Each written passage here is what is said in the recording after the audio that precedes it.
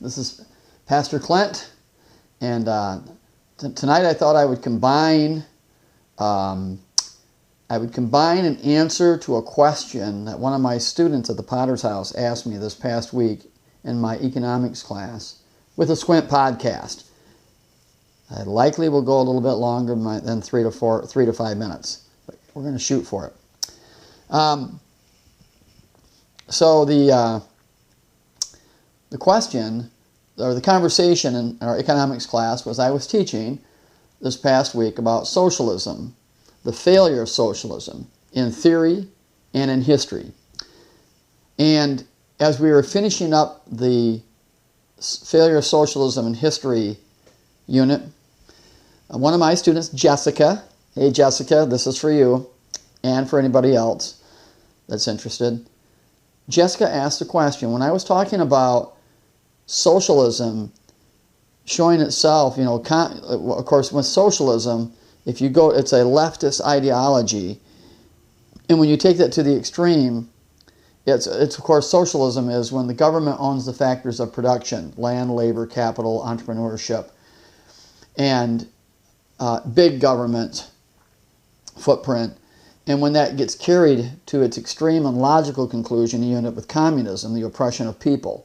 And we had just finished reading the article, Communism, 100 years of communism, 100 million dead. And so I was showing about the failure in history of socialism. Now, we also talked, if you go to an extreme right ideology, going from the left, communism, socialism, large government, no property rights, no rule of law, to over to the right, where you go from perhaps capitalism, free market ideology, conservatism, and if it goes too far to the right, you end up with fascism, where you have private property rights are respected, but not respected. Private property rights are allowed, but fascism basically says what you need to do with your private property rights, and you end up with an Adolf Hitler or a Benito Mussolini, those types of individuals. And so we're talking about how capitalism and the free market ideology has just proven itself to be the best ideology to espouse as far as human rights goes, private property, the rule of law, and the most biblically based. And so the question from Jessica was, the question from Jessica was, is there ever a time when it's right for people, for Christians, to react to government? What should be our relationship to government? Not just react, but to disobey government, to overthrow government, or should we go with the government in mind? And so that was a good question, and I had only a short amount of time to answer it, to move on with the lesson. So here's the answer. As a Christian now, my context that I'm sharing with you is I hold I guess what some would call a classical liberal position of ideology, and I'm a biblically conservative Christian. Now, having said that, I look at this and I say, okay, the Apostle Paul in Romans 13:7 says that we should obey government. Okay, we should submit to government. It's put in place by God. It's used by God for good to those who are doing evil. And the idea is that government is in the place of God, since God isn't here right now, to restrain people, all right? And then of course there's a whole idea of paying your taxes and so on. Now, Peter, in 1 Peter chapter 2, he echoes those very same similar thoughts that the Apostle Paul said about submitting and obeying government. And in general, yes, paying taxes. Even Jesus says, render unto Caesar the things that are Caesar's, and unto God the things that are God, meaning pay your taxes, but also do the things to follow God. Now, in that line, the government that was in place was an extremely oppressive government. It was Rome, very totalitarian, very oppressive of people and rights and slavery and persecuting Christians and so on and so forth, all right? So you had that in place. But despite that, Paul was saying we should obey, or we should submit and yield to government, as was Peter. Yet we also see there are times in the Bible where we should oppose government. When government is wrong. For example, the Bible, when government opposes the written word and will of God, we see that in the book of Acts, where do we honor God or do we honor you, the leaders? No, we honor God. And so there are times in which, and then of course in honoring God, then as believers we face the consequences that government will put upon us. Imprisonment, fines, and so on. But even the Apostle Paul, so it's okay, so we find, I find that it is okay to disobey government when it causes us to violate what God says we should do in His Word.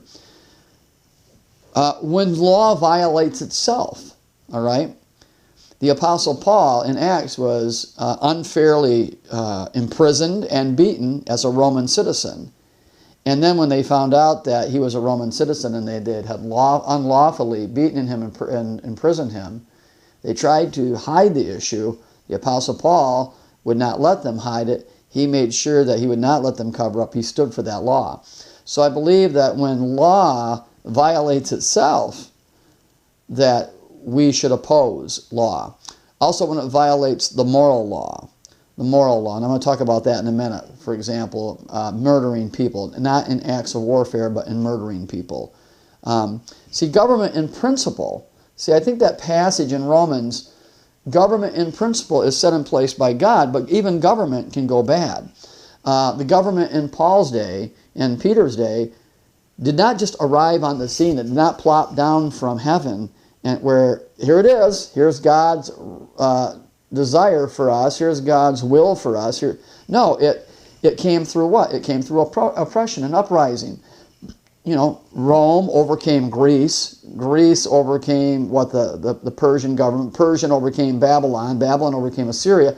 I mean, you see that over time that governments have a period of conquest. All right.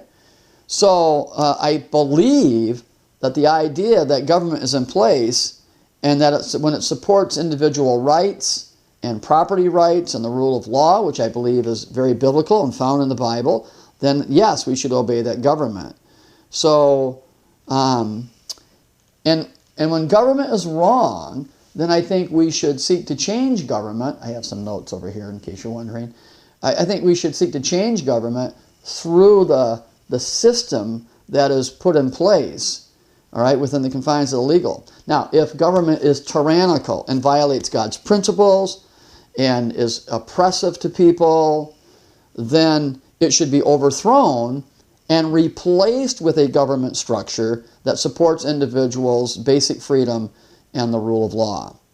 The Bible is full of passages, both Old Testament and New Testament, about taking care of the poor and the children and widows and the elderly, people who cannot defend themselves.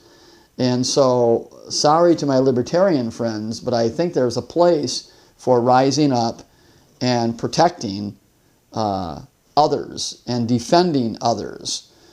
So, but we need to do so by putting another government structure in place. People are just not to do as they did in the book of Judges. You know, there was no king in those days. Everyone did that which was right in their own eyes. No. If government is wrong and oppressive and violates God's moral law and human rights, then it should be overthrown and replaced with a structure that honors God, honors people's rights, honors private property and the rule of law. It should be put in place. That should succeed it then. And I believe that is the type of government then that we should submit to and obey and so on. So you get my idea about, we're certainly not anarchists. We simply don't believe that we just, let her rip and do whatever we want to do without consequences. But on the same token, we're not so passive. We're not such pacifists that we just let or run over when the rule of law, when oppression of people takes place. So I hope you see that there is a middle ground there. Now, when you get back to socialism, socialism, as I shared at the outset, can end up as communism and being extremely tyrannical. On the other hand, you can go to the far right of conservatism, and you can end up with fascism, where you have a ruler and property rights might be okay, but you don't have any control, and there's oppression and so on.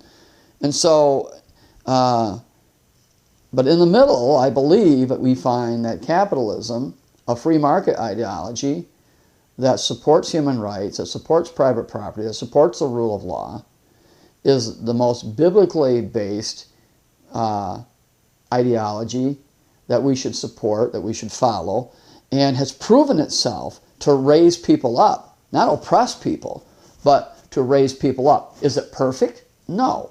There are people in, under capitalism that, in a free market, sure, that have, that violate God's principles and that go away. We are certainly not, it's not perfect. But I believe it's over the ages, and history shows it, that it has time and time again proven to be the best and most effective model. So, Jessica, and I hope that answers your question. And for those that might be, I hope those of you that have been listening have found this interesting. So there you have it. There is a place for Christians to disobey government.